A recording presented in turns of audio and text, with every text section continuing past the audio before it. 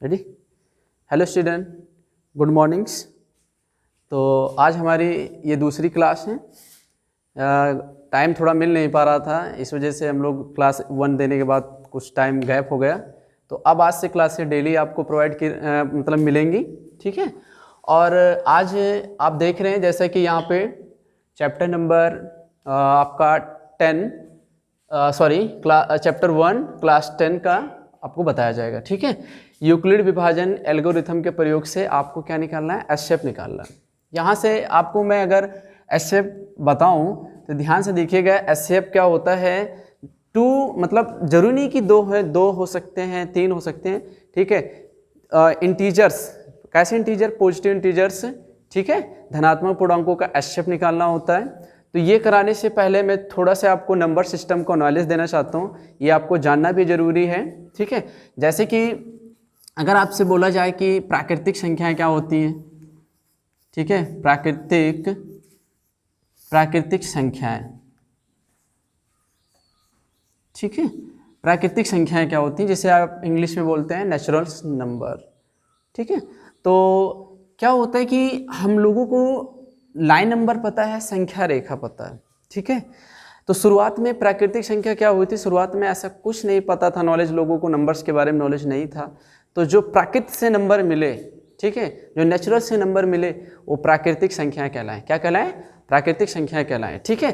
तो ये नंबर्स होते क्या हैं, अगर मैं आपको बताऊं प्राकृतिक संख्या क्या होती है, तो 1 2 3 4 5 डॉट डॉट आगे इसी तरह आपके प्राकृतिक नंबर चलते रहेंगे, ठीक है।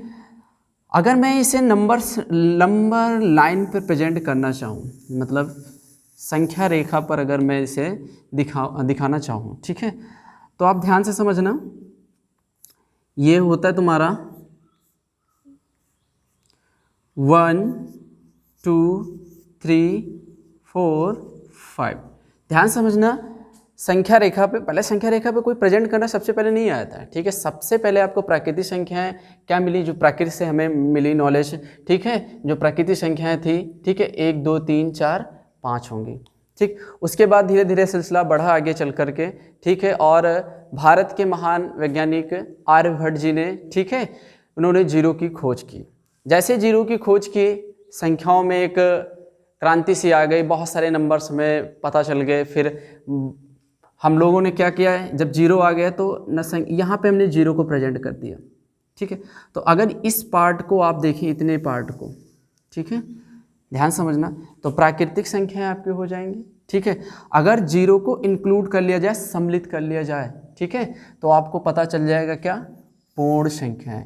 क्या, पूर्ण संख्याएं, ध्यान समझना, पूर्ण संख्याएं, ठीक है। तो क्या होता है, जीरो को अगर हम प्राकृतिक संख्या के साथ इंक्लूड कर लें, सम्मिलित कर लें, या हम बोल सकते हैं इनके समूह में आ जाए जीरो को, तो क्या कहलाएंगी, पूर्ण संख्याएं कहलाएंगी। क्लियर। अब आती है बात तीसरे नंबर पे, मैं बात करूंगा पूर्णांक की, ठीक है। पूर्णांक, पूर्णांक क्या होते हैं, ध्यान समझना, ठीक है। पूर्णांक वैसे बेसिकली 2 टाइप्स के होते हैं, ठीक है, ध्यान समझना। एक होता है आपका धनात्मक पूर्णांक और एक आपका होता है ऋणात्मक पूर्णांक, ठीक है। तो अगर मैं संख्या रेखा पर अपने, ध्यान समझना, संख्या रेखा पर अगर हम अपने राइट हैंड साइड चलते हैं, ठीक है, राइट हैंड चलते हैं, या हम कह सकते हैं कि हमेशा आप लेफ्ट हैंड साइड से अगर राइट हैंड साइड बढ़ते हैं, ठीक है, या ऐसा नहीं, आप सिंपल ऐसा समझ लीजिए कि जीरो के राइट हैंड साइड आप क्या प्रदर्शित करेंगे, आपको प्रदर्शित करना है धनात्मक पूर्णांक। कैसे, धनात्मक पूर्णांक, क्या प्रदर्शित करेंगे, धनात्मक पूर्णांक। क्लियर। अब आप जीरो के लेफ्ट हैंड साइड में, ठीक है, जीरो के लेफ्ट हैंड साइड में आप प्रदर्शित करेंगे क्या, यहाँ से ध्यान से समझना, ये जो इतना पार्ट हो जाएगा आपका ऋणात्मक पूर्णांक, ऋणात्मक पूर्णांक, ठीक है, ये हो गया। और ये जीरो होता है, ध्यान समझना, ये खुद का एक पूर्णांक होता है। समझ ली 3 टाइप्स के पूर्णांक होते हैं, एक धनात्मक पूर्णांक होगा, एक ऋणात्मक पूर्णांक होगा, और जीरो खुद एक में पूर्णांक होता है, इसे बोलते हैं जीरो या शून्य पूर्णांक। ठीक है, ये हो गया। तो मैंने आपको बताया प्राकृतिक संख्याएं जो प्रकृति से शुरुआत में मिली, ठीक है, वो प्राकृतिक संख्याएं कहलाई। इसके बाद आर्यभट्ट जी ने जीरो का खोज की। उसके बाद जैसे ही जीरो मिल गए, जीरो को हमने प्राकृतिक संख्याओं के साथ सम्मिलित कर लिया, तो आपको क्या मिल गया, आपको पूर्ण संख्याएं मिल गई। फिर इसके बाद आपको पूर्णांक, पूर्णांक से आपके 2 टाइप्स के होते हैं, एक धनात्मक पूर्णांक होता है, एक ऋणात्मक पूर्णांक होता है। ठीक है, आगे मैं बात करूं तो आपको पता होना चाहिए कि भाज्य संख्याएं क्या होती हैं, अभाज्य संख्याएं क्या होती हैं। तो इसके बारे में भी आपको पता होना चाहिए। भाज्य संख्याएं क्या सी, भाज्य संख्याएं, भाज्य संख्याएं, भाज्य संख्याएं क्या होती हैं, ठीक है, ध्यान समझना।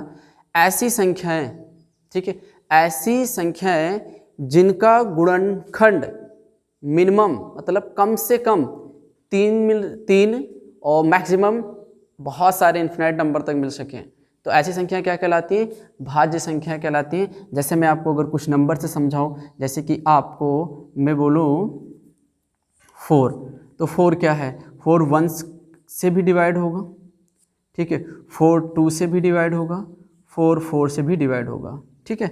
और मैं बात करूं तो आप 6 ले लीजिए या 12 ले लीजिए, और 12, तो 12 1 से भी डिवाइड होगा, मतलब उसका गुणनखंड होगा, ठीक है। इसके बाद 2 भी इसका गुणनखंड होगा, 3 भी इसका गुणनखंड होगा, 4 भी इसका गुणनखंड होगा, और 6 भी इसका गुणनखंड होगा, और 12 भी इसका गुणनखंड, मतलब 12 भी 12 का गुणनखंड होगा। तो यहाँ ध्यान से समझने वाली बातें यहाँ पे ये होंगी कि भाज्य संख्याएं क्या होती हैं, ऐसी संख्याएं जिनके गुणनखंड कम से कम 3 मिलने चाहिए, ज़्यादा से ज़्यादा इन्फिनाइट नंबर तक। ऐसी संख्या क्या कहलाती, भाज्य संख्याएं कहलाती हैं। अब उसके बाद तुम्हें देखना होगा यहाँ पे अभाज्य,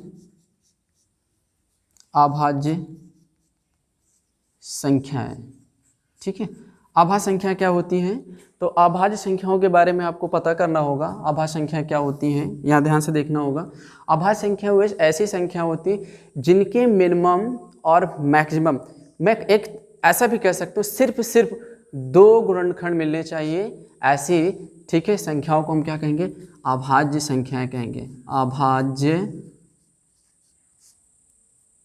अभाज्य संख्याएं, ध्यान से समझते रहना मेरे साथ, ठीक है। अभाज्य संख्या क्या होती है, तो अभाज्य संख्या ऐसी संख्या होती है जिनके सिर्फ, या मैं एक ऐसा वर्ड लगा दूं, ओनली, मतलब केवल 2 ही फैक्टर्स मिलने चाहिए, ठीक है। Factor means गुणनखंड।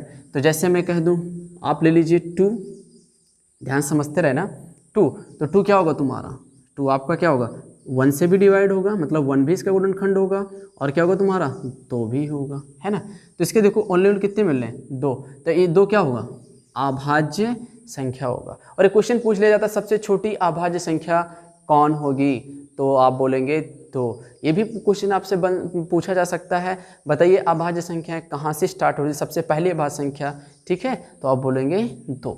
हाँ, बहुत लोगों के मन में आ रहा होगा कि 1 क्या होता है, 1 तो भी अभाज्य संख्या होती है कि भाज्य संख्या होती है, तो आपको ये जानना जरूरी होगा कि 1, आप ध्यान से समझना, अभाज्य संख्याएं नहीं होती हैं।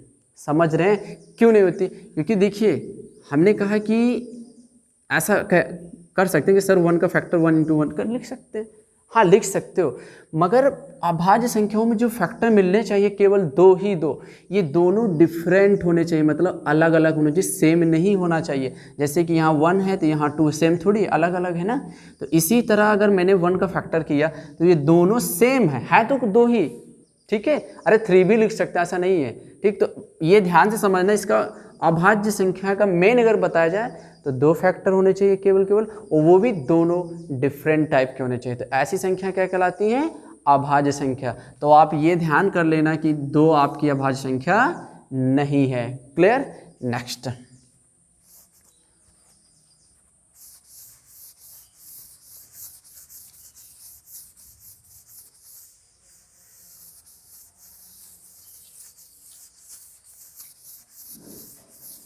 अब आपको समझना होगा परमेय संख्या,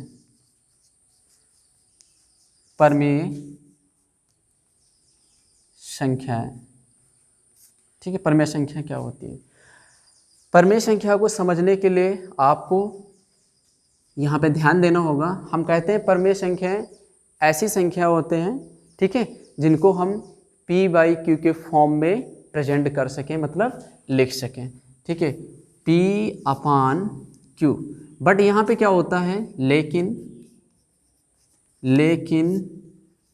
q नॉट इक्वल 0 होना चाहिए। ऐसा क्यों? ध्यान से समझना।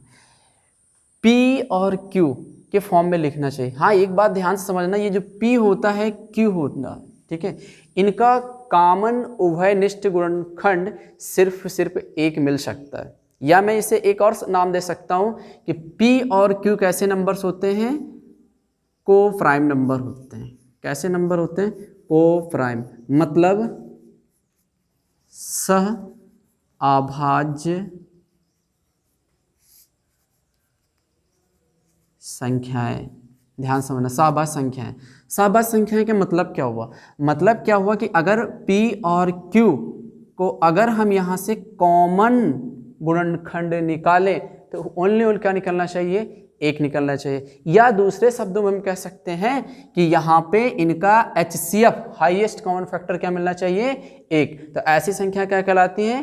को प्राइम संख्या कहलाती है, मतलब अभाज्य संख्याएं कहलाती हैं। जैसे कि आपको मैं अभी नंबर से दिखा सकता हूँ। जैसे मैं यहाँ पे लिख दूँ 3 और 5 बटे में है, ठीक है। तो ये ध्यान से समझना होगा। मैं अगर इनका एलसीएम निकालता हूँ, अब सॉरी माशा निकालता हूँ, तो 3 × 1 इनका फैक्टर लिख सकते हैं, 5 × 1 लिख सकते हैं। अब यहाँ से अगर आपको माशा निकालना है, क्या निकालना है?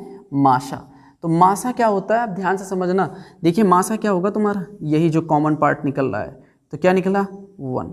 तो ऐसी संख्याएं, ठीक है, जिनको हम p/q के फॉर्म में लिख सकते हैं। q नॉट इक्वल 0 होना चाहिए, ये कंडीशन है। और ये p और q कैसे नंबर होने चाहिए? सह अभाज्य संख्याएं होने चाहिए, मतलब को प्राइम नंबर होने चाहिए।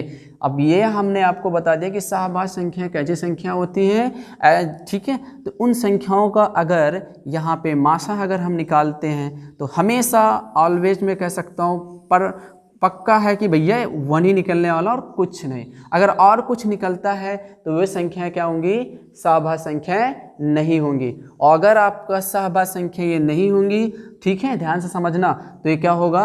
आपकी परमेय संख्या नहीं होगी। क्लियर? कोई डाउट? या नहीं होगा? आपको समझ में आया होगा यहाँ तक? क्लियर? आगे मैं बढ़ सकता हूँ। तो चलिए अब हम अपने अभ्यास पे आते हैं। जैसा कि यहाँ पे क्वेश्चंस आपको दिए गए हैं, इनको आपको सही से देखना होगा ध्यानपूर्वक। चल, जैसे पहला है आपको, ठीक है, 135 और 225 क्या निकालना है आपको? माशा निकालना है। तो माशा निकालने के लिए आपको यहाँ देखना होगा कि इन दोनों नंबरों में कौन बड़ा है और कौन छोटा है। तो अगर आप ध्यान से देखें, ठीक है, लिखेंगे यहाँ पर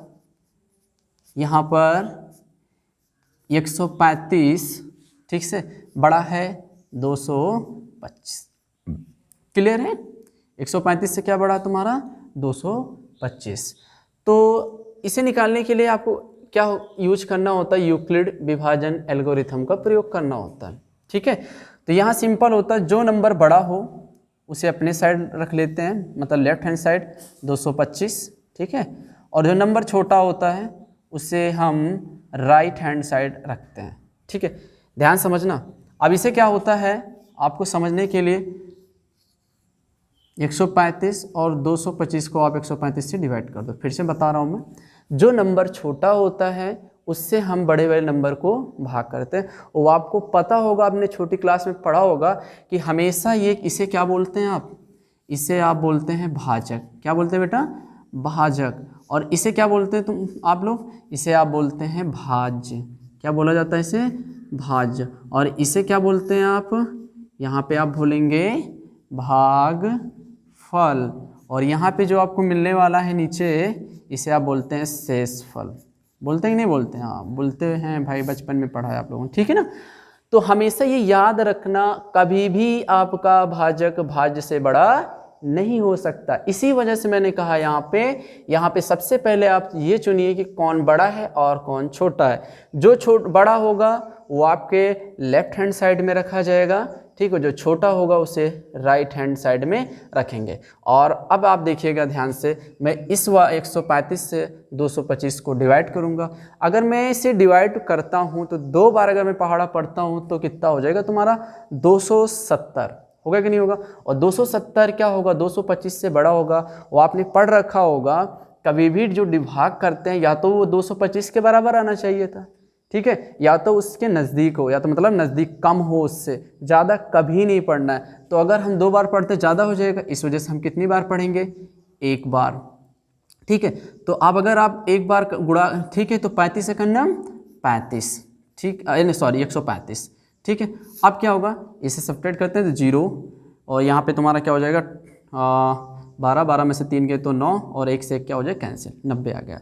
अब यहाँ जो आपने स्टेप लिखे हैं वही यहाँ करना है, ठीक है। 135 कितनी बार आपने भागफल किया, कितनी बार पहाड़ा पढ़ा, 1 टाइम्स, ठीक है।